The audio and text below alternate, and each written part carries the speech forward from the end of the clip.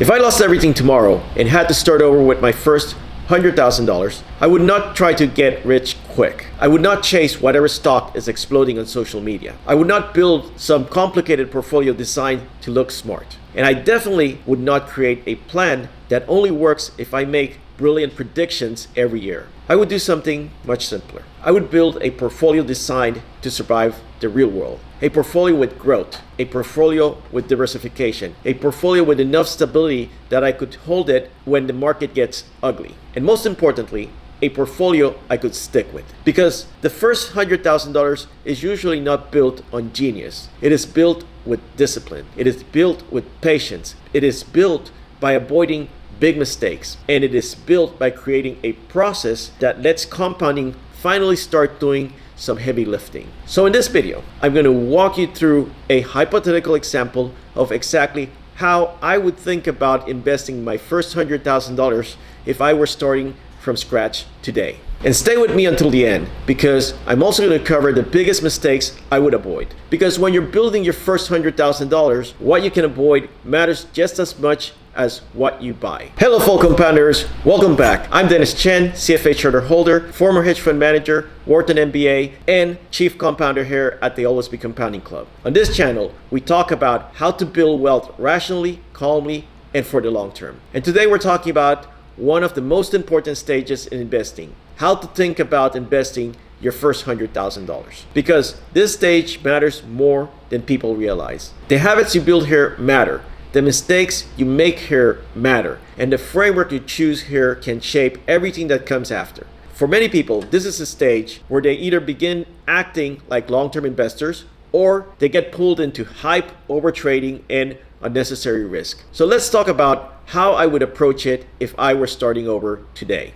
Quick disclaimer, this video is for educational purposes only, not financial advice. Investing involves risk, so always do your own research. Section 1, start with the goal, not the investment. The first thing I would do is something many investors skip. I would not start with what stock should I buy. I would not even start with what ETF should I buy. I would start with a better question. What is this money for? Because a portfolio should not be built around excitement. It should be built around purpose. Is this money for retirement, for financial independence, for long-term wealth building? Might I need some of it in 5 years, 10 years, 20 years? Is it truly long-term capital? Or is there a real chance I may need it sooner than I think? That matters. Because the right portfolio for a 30-year-old with a stable income and a long runway may look very different from the right portfolio for someone in their 50s who's thinking about retirement, income, and capital preservation. And I want to be very clear. Everything in this video is hypothetical. These are educational examples of how I would think about or how I would think through the problem. They are not personal recommendations because your goals, taxes, timeline, and tolerance for volatility may be very different. The next question I would ask is this: how much volatility can you actually live with? And this is where a lot of investors get into trouble. Because there is a big difference between risk tolerance and risk capacity. Risk tolerance is emotional. How much decline can you stomach? Risk capacity is practical. How much risk can your real financial life absorb? Those are not always the same. A lot of people think they are aggressive investors in bull markets. And a lot of people think they can handle a 30 or 40% decline. But when the market actually falls, they realize that they were only aggressive when prices were going up.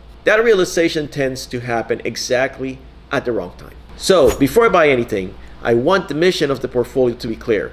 And I want the risk level to fit real life, not fantasy. And once the mission is clear, then I can start building the structure. But before I tell you what I would do, let me tell you what I would not do. Section 2, what I would not do. If I were starting over my first $100,000, I would not build my portfolio around individual stock picking. Now let me be precise. That does not mean individual stocks are always bad. And it does not mean nobody should ever own them. I own individual stocks. But when you are building your financial foundation, simplicity matters more than cleverness. Durability matters more than excitement. Process matters more than prediction. So I would not start by trying to prove how smart I am. I would not borrow money to invest. I would not use leverage. I would not trade in and out of positions. I would not build a plan that depends on me correctly predicting the next hot sector, the next market rotation, or the next team everyone is talking about. And I definitely would not chase whatever has gone up most recently, because that is one of the fastest way to interrupt compounding before it has time to work. A lot of investors think that they need a more exciting portfolio. In reality, they usually need a more durable portfolio. They do not need something that looks brilliant for 6 months. They need something that can actually hold for years, even decades. That is a very different standard. So if I'm not building around prediction, what will I be building around? I would build around the core. Section 3, I would build a core first portfolio.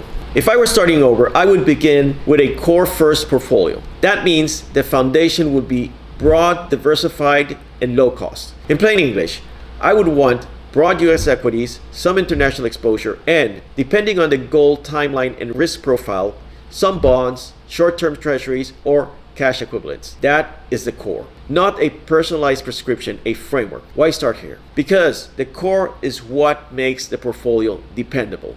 It gives broad exposure, it reduces single stock blow-up risk, it lowers the chance that one bad idea derails years of progress, and maybe the most importantly, it makes the portfolio easier to hold through difficult markets. That matters. That matters more than people realize, because the best portfolio in the world is useless if you abandon it during a bear market. A portfolio is not just about expected return. It is about survivability. Can you stay with it? Can you understand it? Can you hold it when the market gets uncomfortable? That is why I like diversified core structures so much. They may not feel flashy, but flashy is overrated. Durable is underrated. And in real life, durable wins. So what might that look like in practice?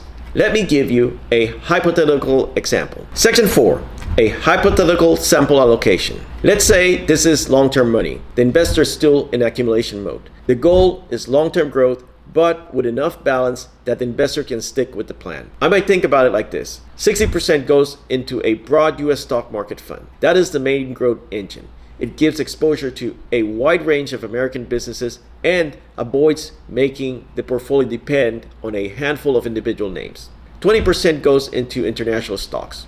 Why include that? Because the US is critically important, but it's not the entire world. International diversification can be frustrating when it lags. And yes, sometimes it lags for a while. But it still reduces concentration in one country, one market structure, and one valuation regime. And 20% goes into bonds, short-term treasuries, or other high-quality fixed income. And this part has a real job. Its job is not to maximize returns. Its job is to reduce volatility, give you optionality, and make your portfolio easier to hold. That stabilizing allocation may do more for your long-term success than people realize. Because if it helps you stay invested during difficult periods, it's doing exactly what it's supposed to do.